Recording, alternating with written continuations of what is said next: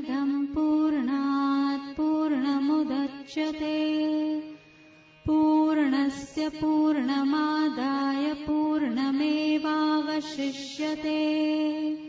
ॐ शान्ति शान्ति शान्तिः।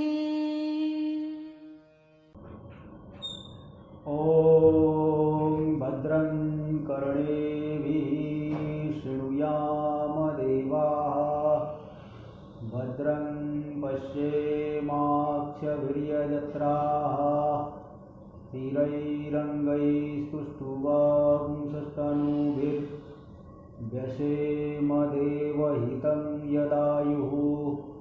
स्वस्ति न इन्द्रो वृद्धश्रवाः स्वस्ति नः पूषा विश्ववेदाः स्वस्ति नस्तारक्षो अरिष्टनेमिः स्वस्ति नो बृहस्पतिर्दधातु।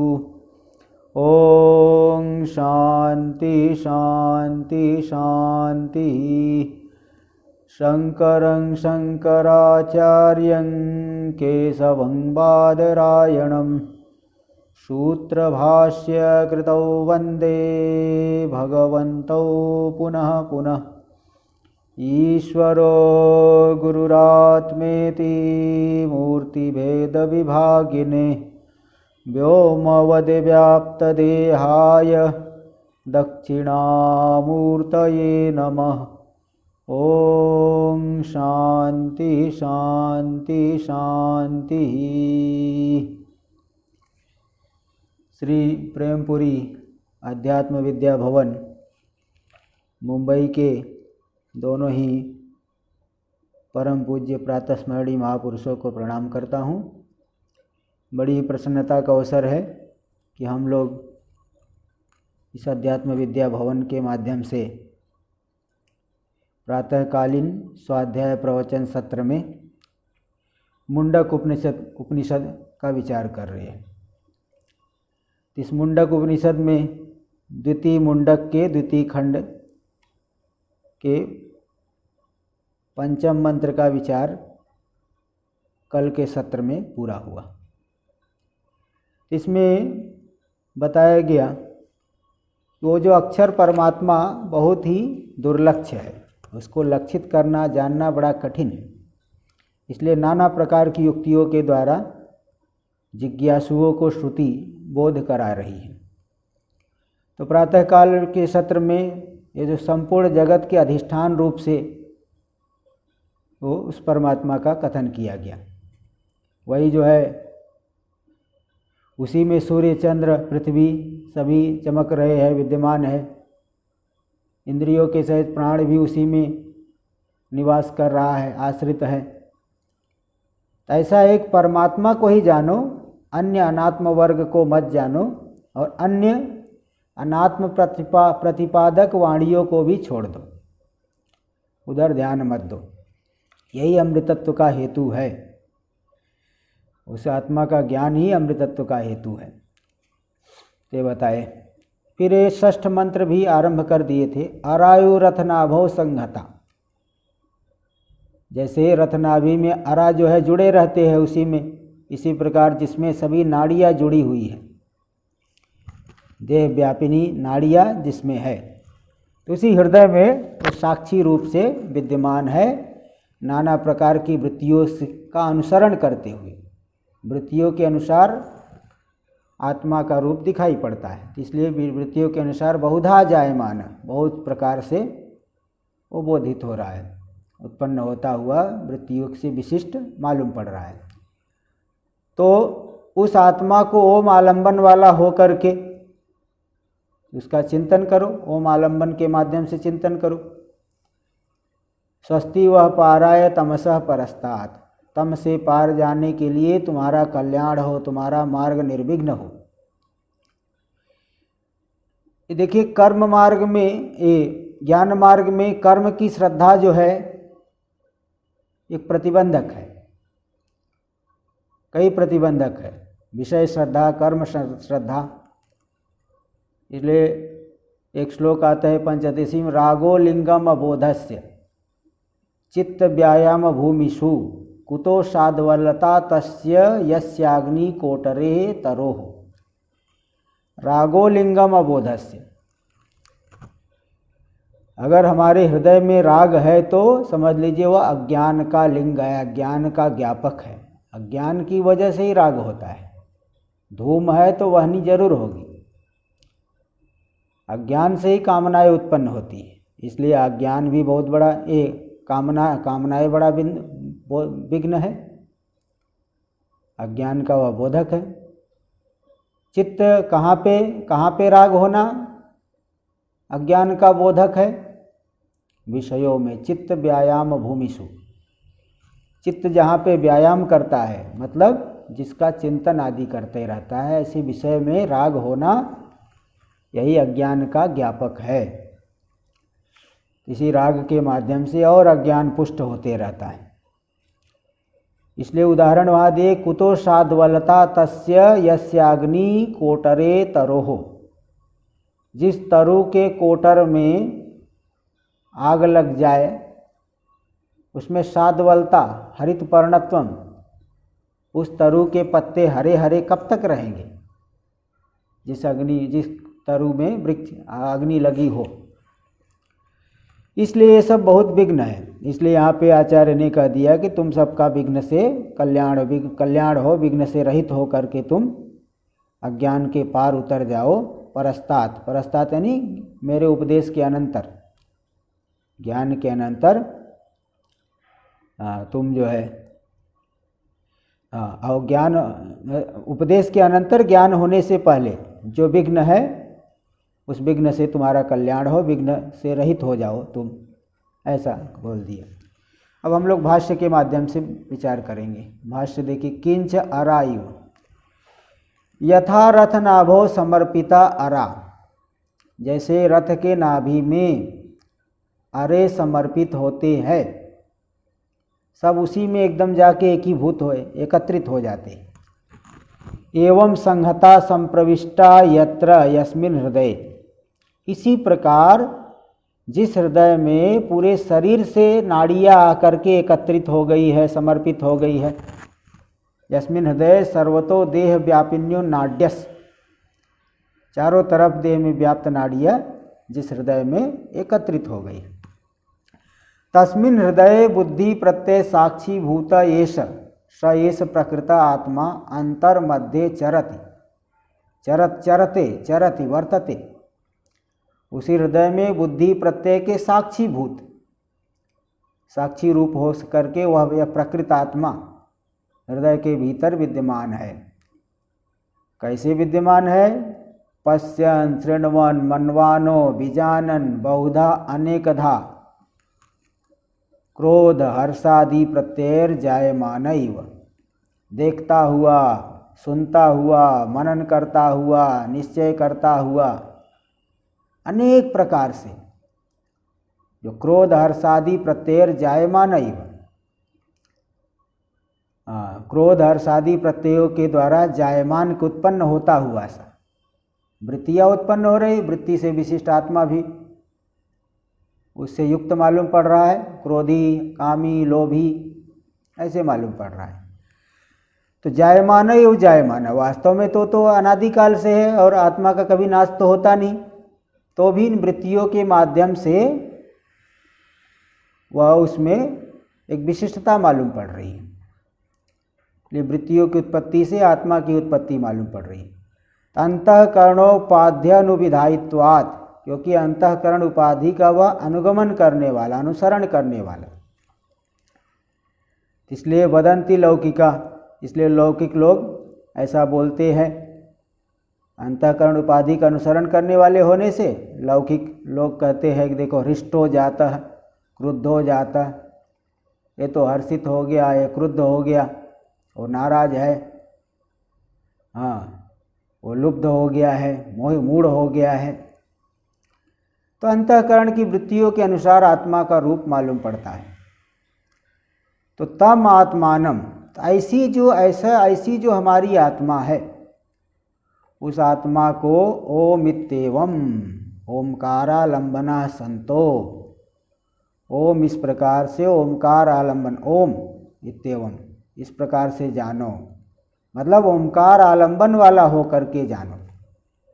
ओमकार आलंबन वाला होने का मतलब क्या है कि जो अभी पूर्व में बताए थे, प्रणव धनु है, आत्मा बाण है, ब्रह्म लक्ष्य है, प्रमाद से रहित होकर के उसका वेधन कर देना चाहिए, है ना, उस जीव, यानी बता दिए थे कि विषय की तृष्णा को छोड़ करके मन बुद्धि को विषयों से हटा करके उसी आत्मा का ही चिंतन करते रहना चाहिए, उसी में तन्मय हो जाए, यही वेधन है, तन्मय हो जाना ही वेधन है।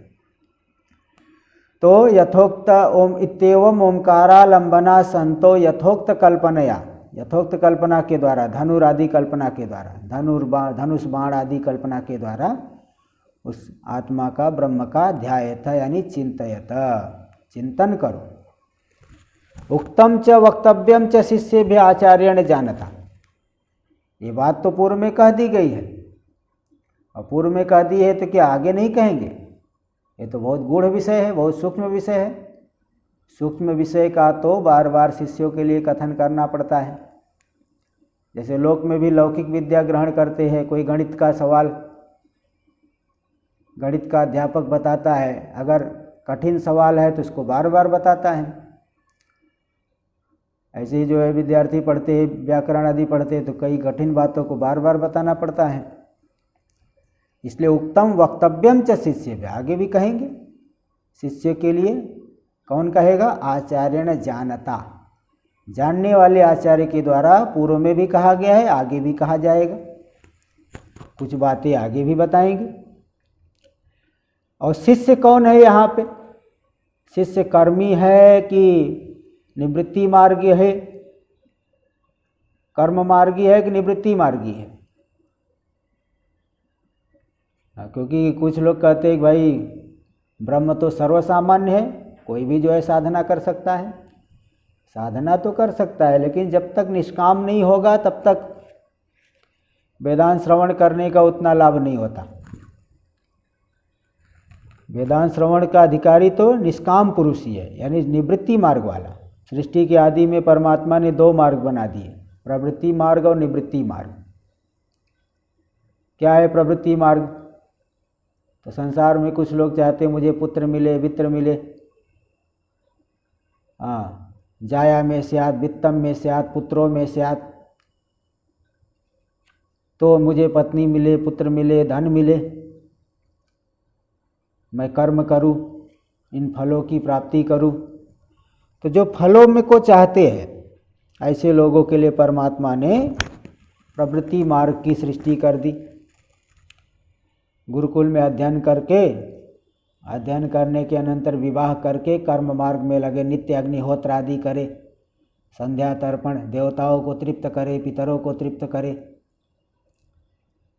ऐसा करते करते करते उसका अंतःकरण एकदम शुद्ध हो जाएगा। नित्य नैमित्तिक कर्मों का यही फल है, नित्य कर्म का तो यही फल है, अंतःकरण शुद्ध हो जाएगा। स्वर्ग की प्राप्ति वो तो गौण फल है उसका, ते कर्म मार्ग प्रवृत्ति मार्ग कहते हैं। और दूसरा एक निवृत्ति मार्ग है, जिसके अंदर ये बुद्धि उत्पन्न हो गई, किम प्रजया करिष्यामो येषाम नोयम आत्मायम लोकः, हम प्रजा पत्नी पुत्र को लेकर के क्या करेंगे, हमें तो यह आत्मा ही अभिष्ट लोक है, हमें तो आत्मा, हमारे लिए तो आत्मा ही अभिष्ट लोक है, हम आत्मा को ही चाहते हैं, मैं तो मेरी आत्मा को जानूं, ऐसा जो चाहते हैं। जैसे रमण महर्षि जाके पर्वत पे, वहाँ पे बिना भूखे पास प्यासे जो है इसी चिंतन में लग गए कि मैं कौन हूँ, मैं कौन हूँ। ते निवृत्ति मार्ग, निवृत्ति मार्ग के अधिकारी यही चाहते हैं कि भाई मुझे मेरी आत्मा की प्राप्ति हो, मैं तो आत्मा को जानना चाहता हूँ, स्वरूप को जानना चाहता हूँ। ये साम नोयम आत्मा अयम लोका, या स्वयं प्रकाश आत्मा ही हमारे लिए प्राप्तव्य है। तो ये निवृत्ति मार्ग वाले हो गए, और दोनों का विपरीत फल है। एक से तो भाई चलो का सकाम भाव से कर्म करेगा तो बंधन मिलेगा, निष्काम भाव से कर्म करेगा तो अंतःकरण शोधन होकर के ज्ञान की योग्यता आएगी, आगे निष्काम मार्ग निवृत्ति मार्ग का अधिकारी बनेंगे। और निवृत्ति मार्ग में तो इसका बंधन से मुक्ति फल है। इसलिए महाभारत में प्रसंग आया कि शिष्यों ने भगवान वेदव्यास जी से पूछा, यदिदम वेद वचनम कर्म कुरु कर्म त्यजेति काम गतिम विद्यया यन्ति काम च गच्छन्ति कर्मणा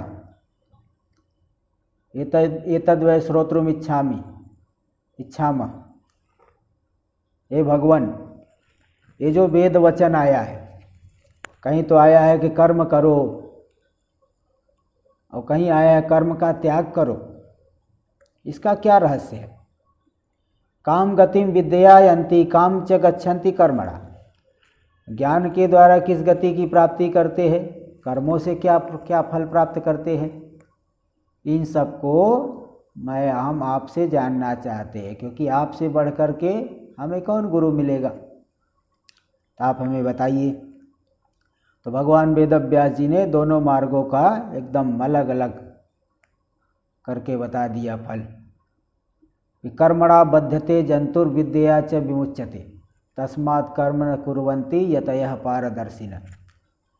कर्मणा बध्यते जंतुर, नाना प्रकार के कामनाओं से युक्त होकर के जो कर्म करता है जंतु, वह कर्मों से बंधन की प्राप्ति कर लेता है।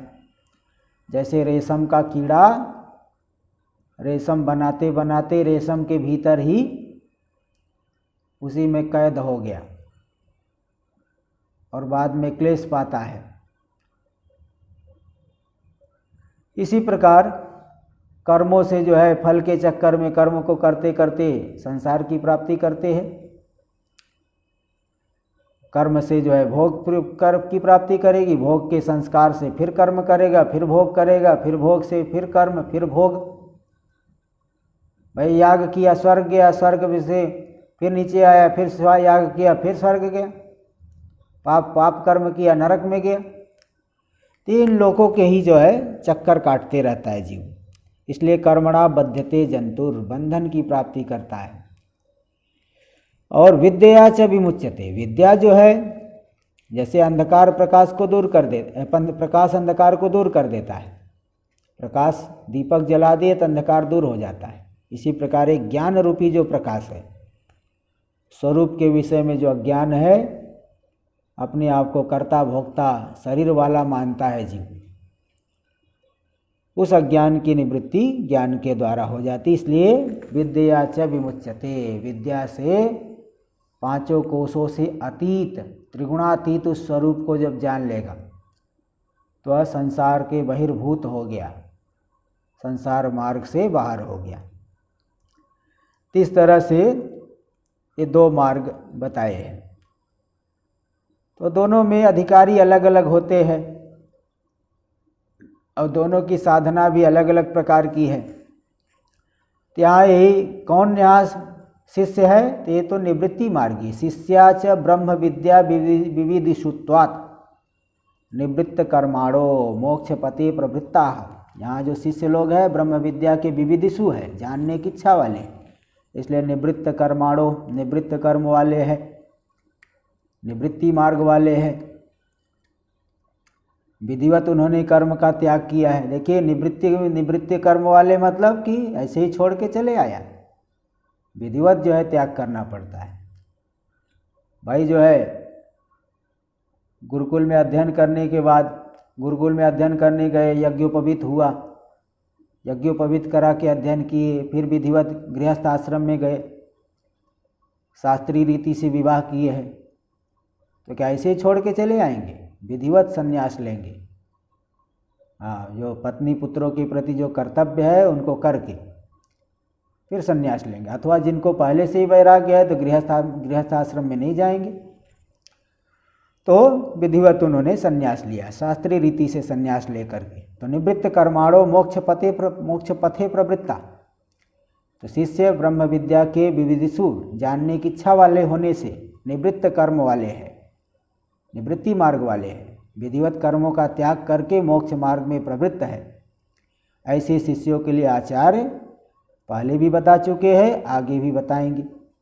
तो तेषाम निर्विघ्नतया ब्रह्म प्राप्तिम आशास्ति आचार्य, उन शिष्यों की निर्विघ्न रूप से ब्रह्म की प्राप्ति हो जाए, मेरे उपदेश के बाद ज्ञान होने में कोई विघ्न न हो, इसलिए निर्विघ्न रूप से प्राप्ति की इच्छा कर रहे हैं, प्रार्थना कर रहे आचार्य। क्या मंत्र में आ गया? स्वस्ति वह पाराय तमसः परस्तात्, तुम्हारा स्वस्ति मतलब कल्याण हो, निर्विघ्नम अस्तु वो युष्माकम, तुम विघ्न से रहित हो जाओ। विघ्न क्यों होगा? तो विघ्न तो बता दिए, कर्म में श्रद्धा, विषय श्रद्धा। देवता लोग भी विघ्न करते हैं। न वै देवा तदिच्छन्ति मर्त्यारा नामुपरि उपवर्तन, देवता कभी नहीं चाहते कि मनुष्य हमसे हमारे सिर पे बैठ जाए, हमारे ऊपर हो जाए। भाई जैसे कोई सेठ है, वो नहीं चाहेगा कि मेरा नौकर मुझसे बड़ा हो जाए, ऐसे देवता कभी नहीं चाहते कि मनुष्य जो है ब्रह्मज्ञानी, तो देवताओं की भी आत्मा हो गया, देवताओं का भी से भी श्रेष्ठ हो गए। ब्रह्मज्ञानी को तो देवता लोग भी नमस्कार करना पड़ेगा, देवताओं को भी। इसलिए देवता नहीं चाहते कि मनुष्य ब्रह्मज्ञानी हो जाए, वो पशु भाव में हमारे बने रहे। जैसे कोई पशु पालने वाला चाहे हजारों की संख्या में पशु हो, तो भी अपने एक पशु को भी नहीं जाने देता।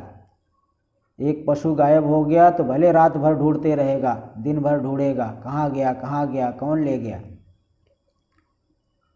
तो जैसे पशुपाल पशुओं का बराबर ध्यान रखता है, इसी प्रकार देवता जो कर्मी पुरुषों का बराबर ध्यान रखते हैं, उनकी इच्छाओं की पूर्ति करते हैं। गीता में भी आ गया ना कि परस्परम भावयन्तः श्रेयः परमवाप्स्यत। हाँ, कि कर्मों के द्वारा तुम देवताओं को प्रसन्न करो और देवता तुम्हें जो है इच्छित फल की प्राप्ति कराएंगे। तो परस्परम भावयन्तः, परस्पर एक दूसरे को बढ़ाते हुए परम कल्याण की प्राप्ति करो। तो देवता लोग इच्छित फल को दे करके मनुष्यों को कर्म मार्ग में लगाए रहते हैं, वो नहीं चाहते कि मनुष्य इस मार्ग से निकल पाए। जैसे कोई आदमी बहुत ईमानदार है, कंपनी में काम कर रहा है, तो कंपनी का मालिक ये नहीं चाहता कि आदमी चले जाए, वो चाहता है कि भले थोड़ा सा पैसा ज़्यादा ले ले, लेकिन यही हमारे आई रहे। इसी प्रकार देवता लोग भी मनुष्य को कामना को जो है बढ़ाते रहते हैं, जिससे कि फल को दे करके। ते भी जो है विघ्न है, इसलिए तो हम लोग शांति पाठ करके फिर आगे जो है विचार करते हैं। शांति पाठ करने से जो है देवता जो है प्रसन्न हो जाते हैं, फिर विघ्न करते हैं। इसलिए अलग अलग भद्रम कर्णे भी श्रृणीयाम देवा, हे देवता लोग, हम लोग अपने इन कानों से भद्र मंगलमय शब्दों को सुने, गुरु वचन, शास्त्र वचन, हाँ इनको सुने। इस तरह से यहाँ पे सर्वस्वस्ति निर्विघ्नम अस्तु वो युष्माकम, तुम्हारा जो है वो यानी युष्माकम, तुम सबका निर्विघ्न हो, विघ्न से रहित हो जाओ। पर पाराय पर कूलाय, पर जो कूल यानी तट, दूसरा तट है संसार का पारो ब्रह्म, उसमें तुम्हारे विघ्न न हो। नहीं मतलब ज्ञान की प्राप्ति में विघ्न न हो। ज्ञान होने के बाद मुक्ति में विघ्न तो हो नहीं सकता। भाई विघ्न कहाँ होता है? लक्ष्य की जब हम गंतव्य पे पहुंच गए तब विघ्न नहीं होता है, विघ्न तो रास्ते में होता है। जैसे ट्रेन से जा रहे हैं, रास्ते में कहीं पटरी जो है उखड़ गई है अथवा कुछ अन्य समस्या आ गई, हड़ताल हो गई, तो विघ्न होता है। और विघ्न रास्ते में होता है, गंतव्य पे पहुंचने पे विघ्न नहीं होता है। इसी प्रकार ज्ञान होने के बाद मुक्ति में विघ्न नहीं है, ज्ञान की प्राप्ति में विघ्न हो जाता है। इसलिए यहाँ ये जो विघ्न होता है उससे तुम्हारा जो है कल्याण हो, निर्विघ्न हो करके तुम लोग परकुल पे, परकुल है संसार का, पर जो कुल दूसरा कुल परमात्मा, तो वहाँ तक परस्तात यानी मेरे उपदेश के अनंतर, मेरे उपदेश के बाद ज्ञान प्राप्ति के पहले जो विघ्न है वो विघ्न से का अभाव हो। तो कस्माद अविद्या तमस, किसके पार है? अविद्या रूपी तम के जो पर है, पार पर कूल है, दूसरा तट है परमात्मा, उसकी प्राप्ति में तुम्हें विघ्न का अभाव हो। अविद्या रहित ब्रह्मात्म स्वरूप गमनाय इत्यर्थ। अविद्या से रहित जो ब्रह्मात्म स्वरूप है, ब्रह्म की आत्मरूपता, प्रत्येक भिन्न ब्रह्म, उस स्वरूप की प्राप्ति में तुम्हें निर्विघ्न हो। इस तरह से आचार्य ने प्रार्थना कर दी। तो अब ये जो परमात्मा है, जो अविद्या का परकूल है, दूसरा तट है, अविद्या का परम पार है, यद्गत्वा न निवर्तन्ते तद्धाम परमम मम, जहाँ से जिसकी प्राप्ति करके पुनः निवृत्ति नहीं होती, वही परम धाम है। तो यही इसी बात को, यो असौ तमसा परस्तात्, जो तम से परे है, संसार महोदधिम तीर्थवा गंतव्य पर विद्या विषय। तम से परे है, संसार रूपी महासागर को पार करके जो गंतव्य है पर विद्या का विषय, स कस्मिन् वर्तते, पर विद्या ब्रह्म विद्या का जो विषय है वो किस महिमा में स्थित है, कहाँ पे वर्तमान है, इत्यादि बात को बताएंगे। भूमा विद्या में भी यही बात आई। सनत कुमार जी ने नारद जी को बता दिया, यत्र नान्यत पश्यति नान्यत शृणोति नान्यत विजानाति स भूमा। जिस दशा में अपने से भिन्न न तो देखता है, न सुनता है, न जानता है, वह भूमा तत्व है। फिर उन्होंने कहा कि भूमा, वह भूमा, स भूमा कस्मिन् प्रतिष्ठित। तो वहाँ पे सनत कुमार जी ने बताया, स्वे महिमनी अथवा न महिमनी, अपनी ही महिमा में स्थित है। बोले अपनी महिमा में कैसे स्थित होता है, कोई अपने सिर के ऊपर बैठता है क्या? फिर उन्होंने कहा कि नहीं, अथवा न महिमनी, अथवा वो किसी महिमा में स्थित नहीं। भाई जैसे कुर्सी है, कुर्सी के ऊपर कुछ रख दिए, ये आधार हो गया, उसके ऊपर जो रखे उसको आधे कहते हैं। तो आधार आधे भाव तो दो वस्तु में होता है। जब एक ही अद्वितीय वस्तु है तो उसकी प्रतिष्ठा अलग से नहीं कहा जा सकता, इसलिए कह दिए न महिमनी। तो किस महिमा में, किस में वर्तमान है, क्या महिमा है उसकी? तो कुछ निर्विशेष रूप और कुछ सविशेष रूप को लेकर के यहाँ बताएंगे। तो 7वां मंत्र देखेंगे हम लोग। यह सर्वज्ञ सर्वविद यस्यैष महिमा भुवि दिव्ये ब्रह्म पुरे ये सव्योमन्यात्मा प्रतिष्ठितः मनोमय प्राण शरीर नेता प्रतिष्ठितोन्ने हृदयं सन्निधाय तद्विज्ञानेन परिपश्यन्ति धीरा आनंदरूपम अमृतं यद् विभाति। यह सर्वज्ञ सर्वविद, जो सर्वज्ञ है सर्वविद है।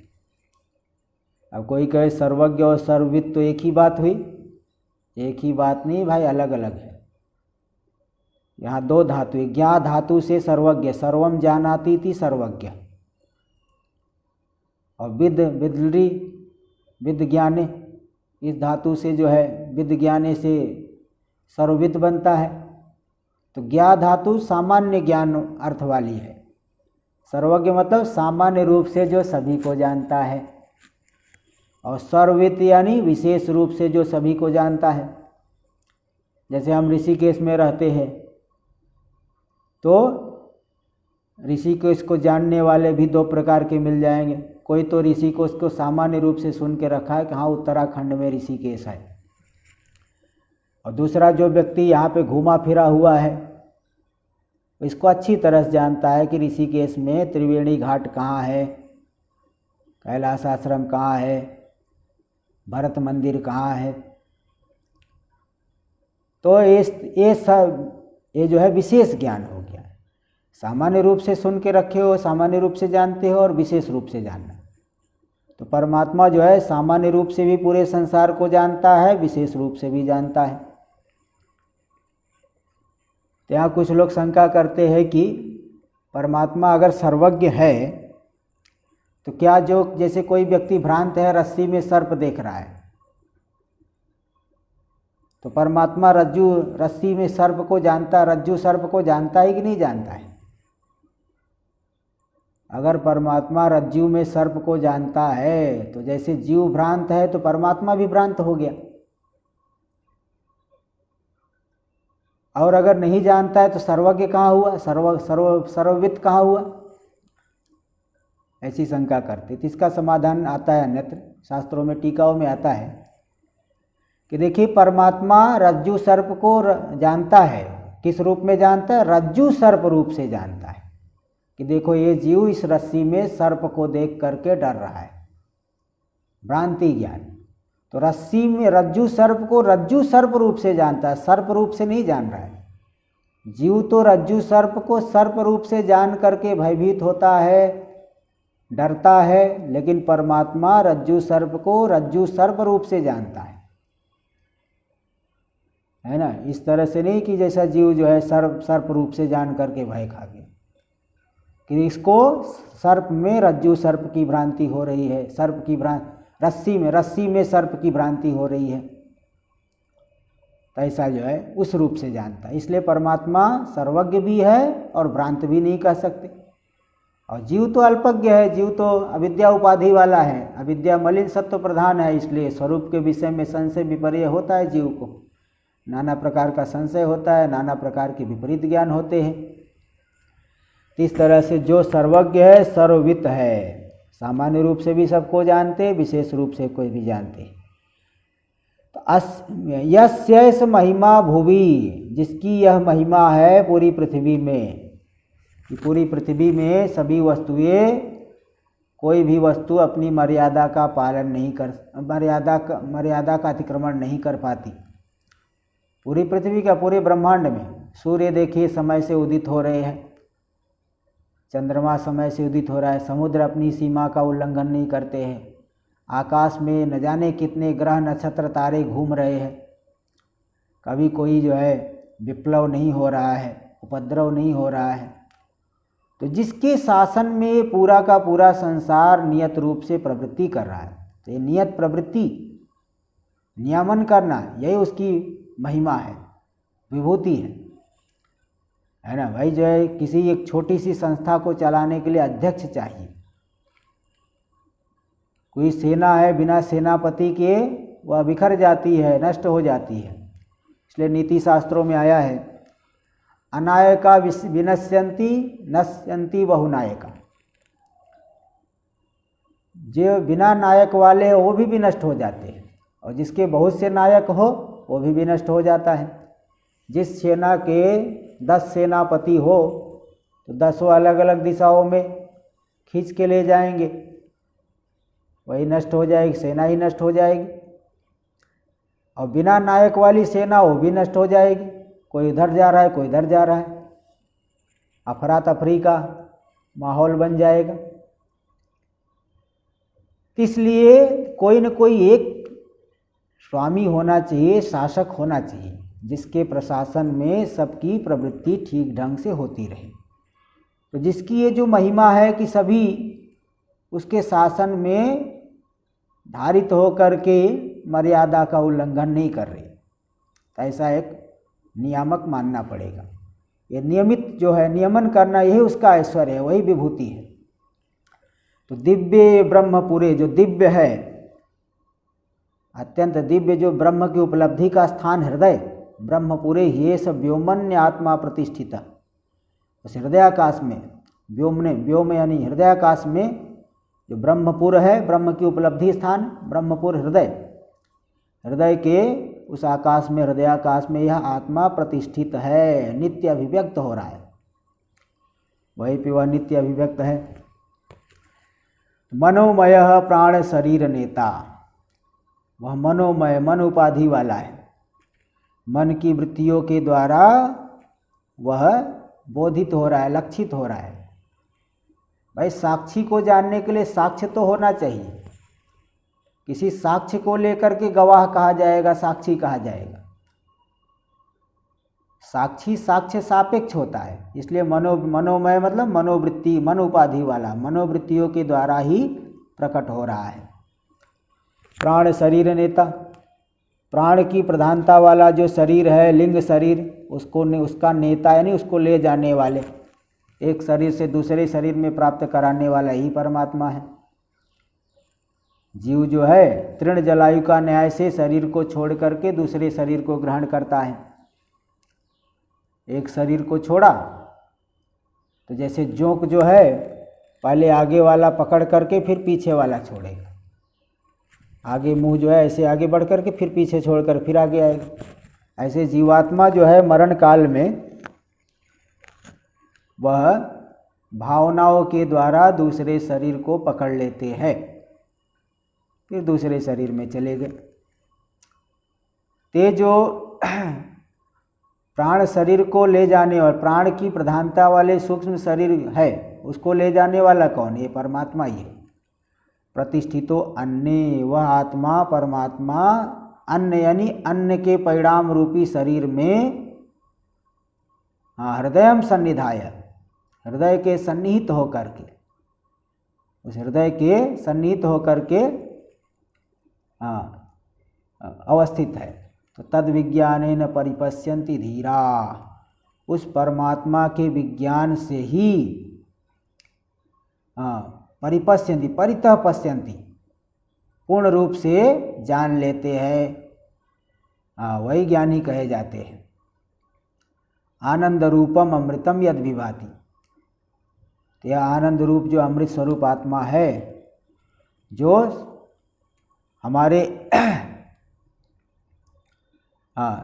तो आत्मा अमृतम यद, आनंद रूपम अमृतम यद विभाति, जो आनंद रूप परमात्मा है, तो जो स्वात्मन्य वो विभाति, ऐसा अर्थ करेंगे। हमारे स्वरूप रूप से ही वो प्रकाशित हो रहा है, तो उसको जो है उसके विज्ञान से धीर लोग, विवेकी लोग परिपश्यन्ति, परितः पश्यन्ति, पूर्ण रूप से उपलब्धि कर लेते हैं आनंद की। आनंद रूपी परमात्मा ज्ञान के द्वारा अभिव्यक्त हो जाता है। तो धीरा, धीर लोग ऐसा जान पाए। धीर कौन है? विकार हेतौ सति विक्रियन्ते येषां न चेतांसी तेयो धीरा। विकार का हेतु विषय सामने होने पर भी जिसके चित्त में कोई विकार न हो, उन्हें कहते धीर, धैर्यशाली, विवेकी। ऐसे लोग ही परमात्मा को जान करके आनंद रूपता का अनुभव कर लेते हैं। इस तरह से बता दिए। भाष्य में देखिए, यह सर्वज्ञ सर्वविद व्याख्याता, यह सर्वज्ञ सर्वविद यस्य ज्ञानमयम तपः पूर्व में आ चुका है।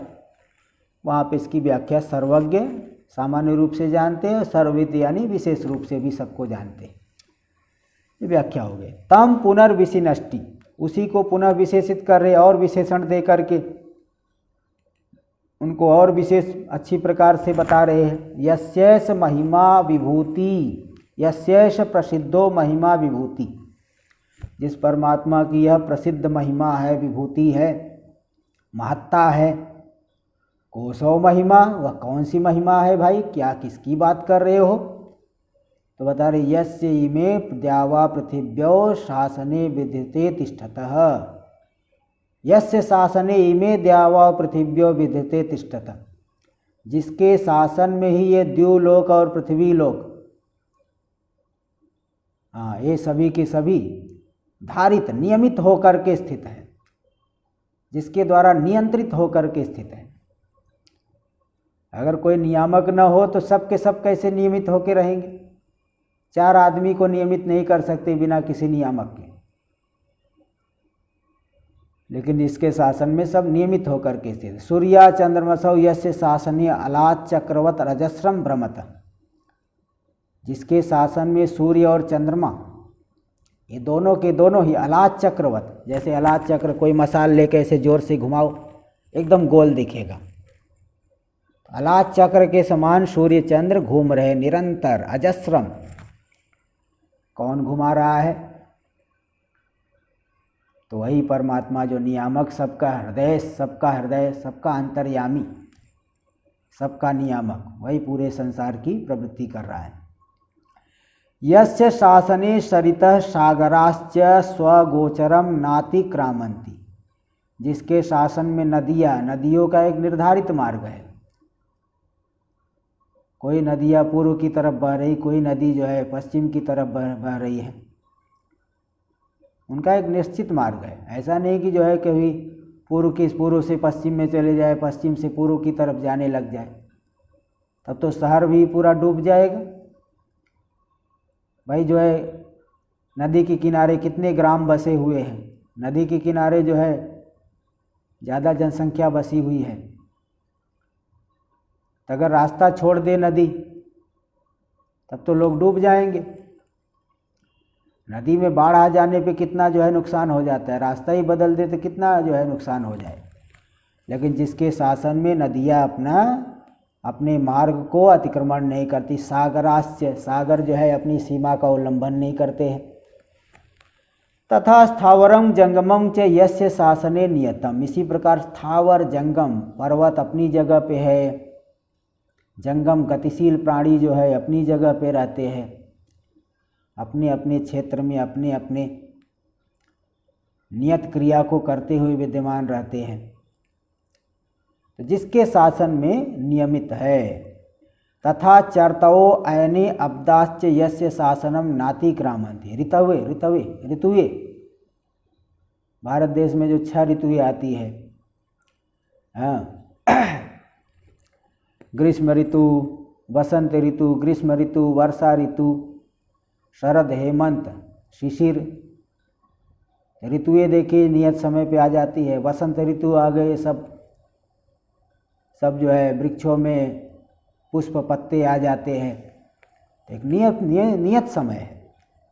अयन जो है संवत्सर, अब्दाश्च,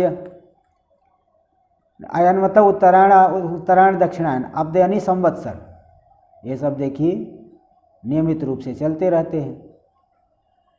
यस्य शासनम नातिक्रामन्ति, जिसके शासन का अतिक्रमण नहीं करते हैं, वही जो है सबसे बड़ा नियामक। तथा कर्तारम, इसी प्रकार तो कर्तारम कर्माणि फलम च यस् शासना स्वम स्वम कालम नातिवर्तन्ते, जो कर्ता है कर्म और फल, जिसके शासन होने से अपने अपने काल का अतिक्रमण नहीं करते।